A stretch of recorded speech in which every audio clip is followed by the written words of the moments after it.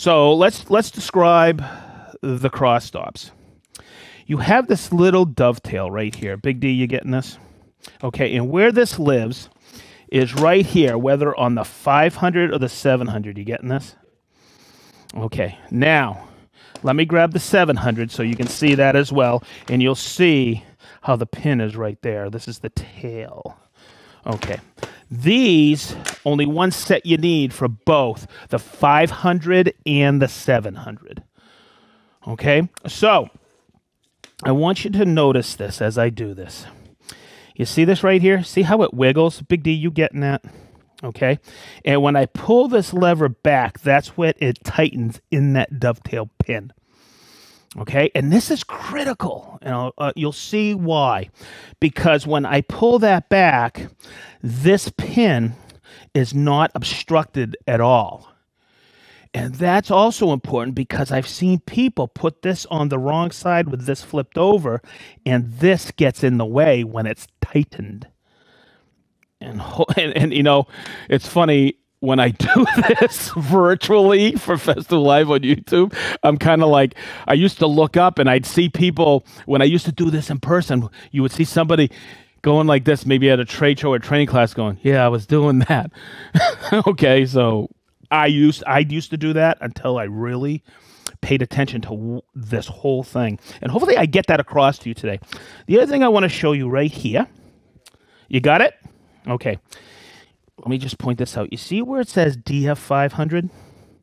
Okay, and up top here it says DF700. Now I'm going to try to explain this to the best of my ability.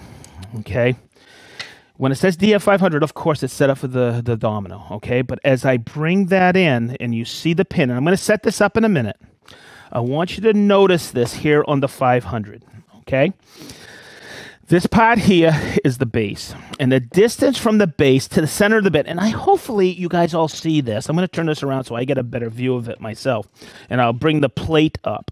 You see that flat spot? That's precision ground. Okay, the distance from the base, and I've called this out on several domino episodes, the distance from here to the center of the bit, check this out, everybody, whoop, whoop, whoop, whoop, is, Big D, you getting this? Is 10 millimeters. Aha! So if we check this out, I'm going to grab this, okay, the distance from when it says 500 to the center, oh my God, look at that.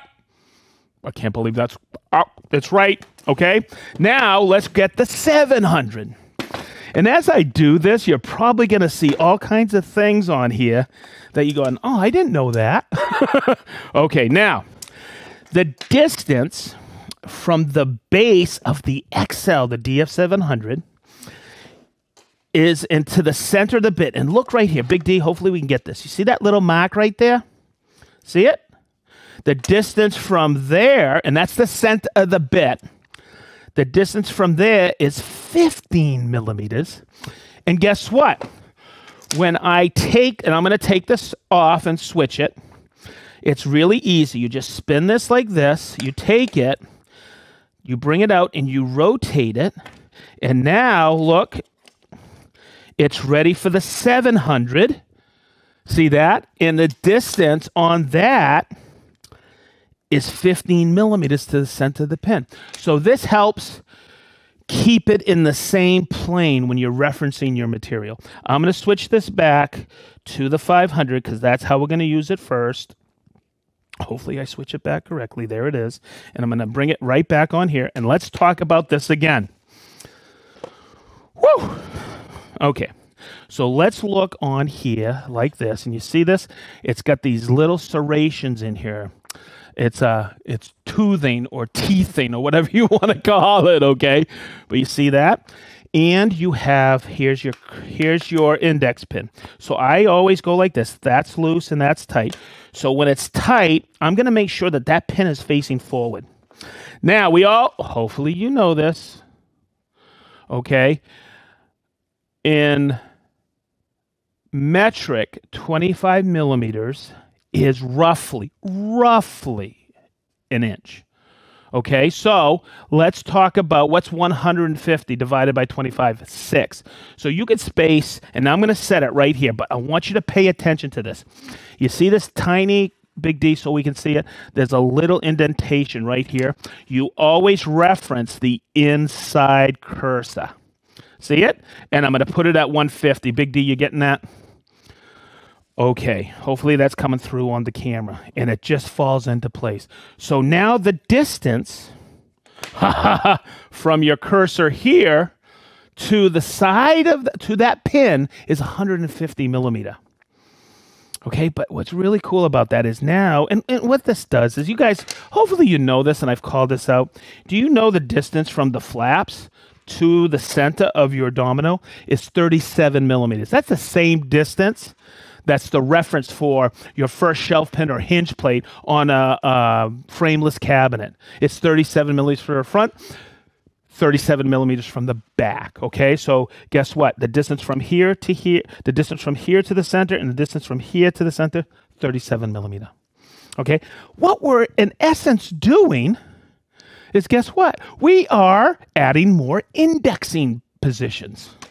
So I'm going to take that look, and whenever you put something on here, and I've seen people do this, and this is where I see people get misalignment. They take these and try to put them on here like this and turn them back. No, keep it easy. Go like this, put your machine flat, okay, and turn it back like that. Now it's on there. See that? And let's take the other one, bring it in here, okay, and I'm going to lock that in. Now, hopefully that all came across, and I have this set at 150 and this 150, roughly 6 inches apart. You have the ability to go from roughly 4 inches to 8 inches spacing with the cross stops. And yeah, it sounds funny, but look, it looks like a cross stops. Okay? You see how this is loose with this pulled back, and that's my indexing pin? Check this out. If I go like that, this gets in the way. So this is how this person was using it. Look. And they could have just switched it around, but when I put this into the mortise, this gets in the way of my board. That's gotta be frustrating. Okay, or has the potential of getting in the way. So always make sure you reference it. A quick thing to do with this is just turn it around like this. And now I got 2 of these sides. Okay. All right, so there we go. I got that in there. Oh boy. I guess I might have miscalculated my time when I was talking to you guys. Okay, good. Now, I am going to put on another accessory. That's called a support bracket. Okay, because I will be plunging vertically in a few minutes. Now, hear me out on this. I am going to put the support bracket on, but remember I said earlier about the support bracket? It does this, it supports. See how I'm putting it on? I'm on a flat surface, and it taps into these 2 holes right here. Always start from flat is what I'm trying to get at. And like I said at the beginning of this, when I was going through this, there's going to be a lot of little tips in here that may help you with your domino. Okay, so there we go. I am going to, and I'm going to do a quick setup. The only thing I do is this is one of those laws we have, Festool laws, rules, okay, is always mark your reference face. Okay, now I'll do this. I'll actually make an arrow sometimes because that's the way I'm going to carry my machine. Now, this is another common myth about it. Someone says, well, why do we have 2? Because I use this one for this side and I use this one for this side. But until you use them, and I tell everybody, practice a little, and then it hits you. Wow, is this a huge time saver? Okay, so let's get started. I'm going to get everything up and running. Chris, you're over here with me, okay? And I'm going to show you a struggle I had when I first started using a domino in 2007. Okay? I had to understand this. This is so common. And when I show you what I was doing, I know there's a boatload of you back home going on in your offices, going like this. Yeah, that's what I did. So remember this. What happens on this board, the sequence I'm going to show you, has to happen on that board. So even this morning I saw on Instagram, I saw somebody reach out to me and said, man, with the cross stops, I love them, but I'm having misalignment. I used to struggle with this until I figured it out, until I came to work at Festool. Okay, so I'm going to go through in my head. This is 20 millimeters. I'm going to set it up right here. Chris, you know to show that in the window. I'll bring it over. I'm going to set up my machine. I'm using a 5 millimeter, so I'm using a 5 by 30. Let me get some dominoes. Okay, beautiful. 5 by 30s. I got a 5 millimeter bit in there. I checked it before we started. You didn't change it on me, Big D, did you? Okay, you always got to check with, you got other Festool employees in the room. I set it at 15. Minnie, you know why I set it at 15? I'm sure I do, but... What's half of 30? 15! So, Mrs. Metric is in the house. Okay, so the way I'm going to do this is, you see this tight right here? That's going to be my first one. And I'm not going to use these 2 pins here. I'm going to use this flap. That'll bring me 37 millimeters. Okay, so I'm just going to take it like this. Hopefully I get everything hooked up. Let me get this on here. Let me get this on here. Am I plugged in? Oh, let me go like this. Yep, I'm ready. That Bluetooth is for somebody else. Okay, let me put this. Always remember this, everybody. Before you put your plug-it cord on, make sure your tool is cycled off, okay? It's just a good safety thing. It's a good habit to get involved with, get into, and also always make sure that's a full quarter turn. Okay, so when I started up, now, I'll tell you some other things that people have come up to me and said, I like these, but they keep falling off. And I'll show you why. These are just an indexing. They're not there to hold it in place. So I always tell people, just take your time using them. They've already increased your productivity because you don't have to do a whole heck of a layout. So just treat them nicely. I guess that's the right way to say it. I don't know. Okay, so here I go. I'm going to grab that flap, and I'm going to plunge. Now this is what I'm going to do. I'm going to put it to the loose setting. And you see, watch, I'm going to take that pin, I'm going to put it in there, and I'm just going to shoulder it. I'm not jamming it. And I'm going to plunge. Okay, I'm going to take it out. I'm going to move it to the next one. I'm going to set it in there. I'm going to bring it over. And I'm going to plunge. I'll do one more.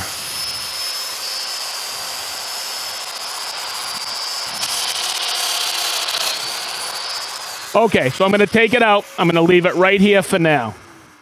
Okay, and let's look at this. Let's bring it up here and look at it. Okay, so I have tight. I have 6 millimeters in place, 6 millimeters, and 6 millimeters. Okay, now there's gonna after I do the other board, I'm gonna break it apart again. I'll show you how it goes together. I'll break it apart, and then I want to go over a couple more things that I hear people talk about, and it's not necessary. Okay, so see, there's your tight, no lateral tolerance that way. This is a little bit loose. By the way, you still have your glue line and your shear strength if you need it, but your glue line is the most important. It's tight this way. There's no movement, so you're going to get that perfect glue line adhesion with it. This is a remarkable system. It really is. Okay, since I marked my board, I don't have to think about it. I just take this one, bring it over here. Somebody asked me one time, do I need to keep them both on? No. Just remember, you got to put this one on and take this one off. But you don't have to keep both of them on. All right, so I'm just going to turn this on. Now, here's the mistake I used to make. And it used to drive me crazy until I finally figured it out. Remember I said what happens on that board? Tight, loose, loose, loose, loose. This is what you do, because I did it. I didn't switch it back, right? I would start right away in the loose setting. And someone may correct me and say, well, that'll line up because, but then if I use the pin and I go over, the second one will line up, okay? But then it gets progressively set over, and that is where the alignment goes nuts. So what I'm going to do is I start it up, and remember, always remember, you only switch with this while it's running. Okay, so now I'm going to go like this. And the other thing I've seen people do on this is they use this pin. No, remember, what happens on there happens on here. So now you're going to use the flap. Minnie, you paying attention that I do this right? Okay, now I'm taking that pin and I'm bringing it right in. I switched it to the 6mm play. I'm going to bring this one in. Got it all. Beautiful. And now I'm going to do one more. Just like this.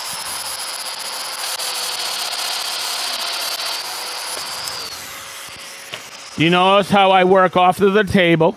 I plunged in line. I plunged at a steady rate, and I'm always referencing that board. Now, let's take it like this. I'm just going to swing it around so you guys can all see it like this. I'm just going to rotate this like this. Okay, so we can all see this go together. Here's my reference face. Now, I know that's going to line up perfect. Okay, but here is what I want to mention to you all. Okay, this is so important. What if I had used those cross stops and the flaps for indexing, and I did 10 feet, but I did it in a tight setting? Would it go together? Big D? Yes. Gotcha! And the reason I'm saying that is because the precision is on the machine. But what would happen is Big D would have to be on the other side, and we'd have to put it down, with Chris and with Minnie, and we'd have to put those two pieces down. I've done it over 6 foot with the cross stops on maple, 6/4 maple before, 32mm. And guess what? It went in, but I had to go grab Rick, and we had to put it again. He probably doesn't remember, but that was my first year at Festool, and we put it together. It was good, but he was like, that's where that epiphanal moment was to me. And this is why we do loose. It helps in assembly. There's my tight, look.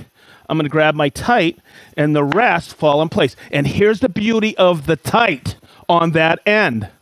Guess what? When I put this in glue up, it's locked now. Kind of like when it's locked with a miter joint. Okay, so there you go. That's the basic bones of the cross stops. Over here we have this, and it's going to sound funny. Every time I show this to somebody, they go, when are you coming out with this? And I go, like 10 years ago. Okay, this is a magnetic mount. Okay, this is a magnet here, and it goes, look, you can put it right here, okay, anywhere there's metal, and it's a and this is the important thing, it's a 1/4 thread. It's your typical tripod thread. So actually, you can use this for your camera. All right, your camera mount that you use on the tripod, you can thread that in. But where we show it the most is for what is the Sis light. And it works with the Sis Light 2. It works with the Sis Light 1. All of them have a 1/4. And not a lot of people know this, but the Sis Rock has a 1/4 thread. So there's a couple ways to mount this. It comes with this. And I wanted to show everybody this. A lot of people don't know what this is. It's a big steel washer. Okay, and it's got go figure. So I'm going to mount this right over here, and this is one of my tripod mounts that we use here when we're doing stuff solo, and I'm just going to mount this right here, look. As long as you use a Festool Impact. Okay. So you can mount it just like this. Check it out. Pretty cool. And the reason I'm doing this is I want to surprise the guys here who hold the camera sometimes because I'm getting rid of their job. Okay, so you see how that holds on there, and it's got a ball right here. You can swivel it any direction you want. So remember what I just said? It has a 1/4 thread. Okay. Big D, you got your phone on you? Check this out. Come on over, Big D, if you can.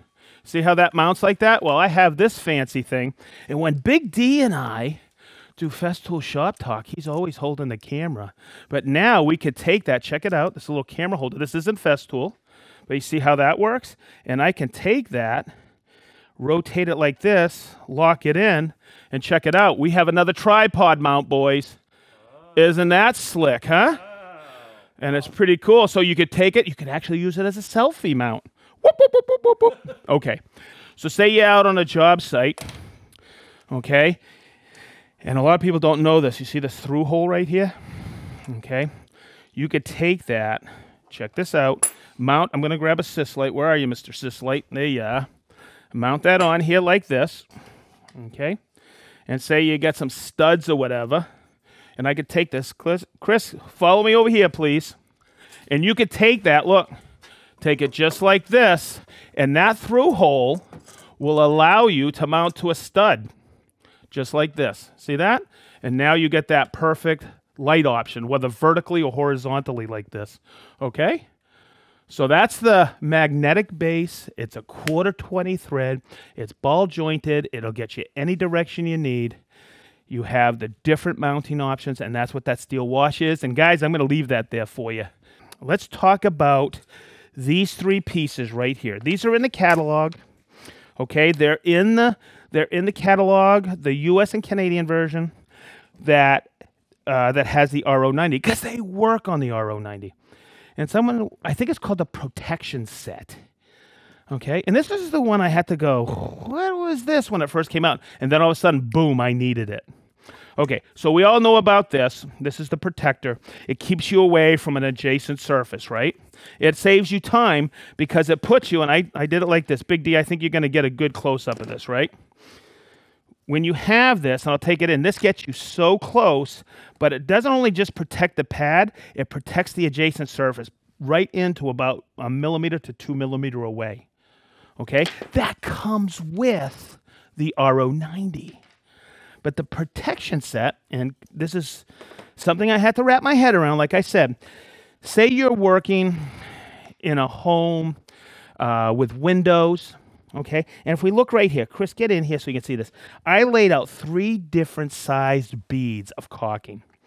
Now, if I use this traditional, like this, I would degrade that. I would ruin that bead of caulk, right? Okay? And you see this right here? This is a little bit less. And this is very fine, but I would still degrade that with the regular protector. See how it's being kept away? So I would dig into that. So what this does, you have the set comes small, medium, and large. And as I take this and put it on the Rotex, you'll see, and it's this little groove right here. Okay, it slides right in like this. Okay, now the small, okay, is for, of course, a smaller bead, but look how close it gets you. And I'm going to measure this so you can see it. Okay, right here, look. This gets you within like 3 millimeters. So when I'm sanding this surface and this surface with the Rotex, guess what? It's going to leave the integrity of the bead. So that's the small. The next one I'm going to highlight is this one, the medium. I just want to give you the increment, the standoffs for it. It's basically acting like a rub collar. Okay, if somebody's into routers. Okay, look how far that is. Let me take a measurement. Big D, you getting this? Okay, that gets you within 6 to 7 millimeters of that adjacent surface. Okay, and I'm going to come around to this one. Woo! You guys are just thinking still about that tripod mount, aren't you? And this one, look, I'm not going to even come close to that really thick bead. And that gets you within 10, I would say 10 millimeters from the apex of that radius of the pad. So you guys all got that? That's the protection set. And while we're at it, before I move on to another pad for the RO90, step over here. Did you know, speaking of caulking, that you can get a caulking insert? This is always lost in the catalog. It's with all the sustainers, the sustainer system. There's actually a caulking insert. I like to use it with the Sis. What size is this, Big D? 337, and look how that fits right in there. And now in my truck or wherever in my shop, I have my caulking storage. And like I've always said in my shop, a place for everything and everything in its place. You're never searching for everything. You will save so much time being organized, whether in your shop or on the job site or in your van or truck. So there you go. I just wanted to point that out. I was setting up yesterday. I go, man, that's something that's lost in the catalog. Okay, so your RO90 comes with your pad, right? Your round pad. You get the 3 modes, right? Rotex, random orbit, and that one, that delta. Well, the delta is also what? Orbital. But I'm going to take the pad off, and you all this comes with your RO90. It's your detail pad. Okay? I've talked about this, and I forget what episode it was. It was, I think, in 2020, we talked about the Rotex RO90. And it's just really easy. It gets you those details. The pad, if you wear that out, You can twist it around like that in case these get degraded here. You can buy different pads like this. They come in what? A 2-pack. Okay, good. That's a 2-pack. Never mind. Never mind. Now, the one that goes missing in the catalog is everybody looks at this and goes, oh, it's another detail pad. Yes and no. Okay, yes, you can use a detail pad here. Okay, but if you notice, and this is the most important part, this is the extension pad. Look how thin that is. See that? So I'm going to take this off, and you know to take the angle unit off, you press here, and it's just a quick twist. It has to be in delta mode. Right? I'm going to put this on. And one of the mistakes, or one of the things that people think, is you need different paper for it. And you need the Deltex paper. And look, does it fit? No, that's not what fits on there. What fits on there is, see the holes? And yes, there's a little, very small groove in there that gets the dust extraction. If I took this apart, you could see it. But you see that? See how the holes line up? So the perfect application, the reason it was designed, is for doors like this and shutters. Okay? When you're sanding this out, look at the pad. Look where it goes. Right in between. And you can get right in between and sand it all out. All those shutters and louvered doors. That's what the extension pad is. I know people in the flooring business, this allows them to get underneath cabinetry, toe kicks and everything. That's the extension pad. It goes lost in the catalog, and I love teaching people about it because I usually get this, a nod, and go, I could have used that last week. Okay, good. What's next? Oh, Minnie, you paying attention? Okay, this is the surprise for Minnie. I wanted to show her this. This is the Sis Mft3. And a lot of people see this in the catalog and go, oh, yeah, it's got the MFT top to it, and it fits on top of the sustainer. It fits in the system. But think about it. You're out on a job site. You don't want to haul an MFT or an MFT Capex. You're going in and out to knock something out, right? Okay? So, yes, it doesn't come with clamps, but inside it's empty. You can use a variety of clamps with the clamping elements. It's got the dog holes. It's got a carry handle here. It's got this neoprene strip that actually locks that on there in case you're sanding. Okay, you want to sand clamp free. It has, check this out. It has this V-groove. I glanced over this, I think, in when I did the Sustainer episode. But yeah, if I'm working on this spindle, okay, and I'm sanding it out with the LS130, there you go. Look how that locks it in. It's kind of like you always make that jig for your drill press, that 45 that to hold pieces from turning. That is perfect. Now, you're also going to notice this, and today, I'm going to call it out because I tell people this all the time. Never stop learning. And today, I saw Big D messing with this, and he said, check it out. And I knew this because I always show this. You see how you have this groove right here? Okay, or that slot? I always show people, hey, I can clamp like this. But then all of a sudden, and this is what I learned today, I saw Big D take it like this, put it in here like this, and yes, you can clamp vertically with this. See how cool that is? So I learned that today. So this MFT Sis is so versatile. Now, what I like about it, and Minnie, you paying attention to this? Okay? What I like about it, and I did an episode where I showed you new items last year and the cool Tana and everything, okay? And I'm not talking about the cool Tana because that's a limited edition, right? Still available. But think about it. You're out on a job site, you have your work table, and you can bring your lunch, okay? And you know what I like for lunch. You know, I like my food here. See that? I can put that right there. And I got my hand sanitizer right here. And then, of course, I have my beverage of choice right here. That was for Minnie. Never mind. Hey, no drinking on the job. Got me? Okay, good. That was a joke. Good. All right. Whew. But those are for later. Okay, good. Never mind.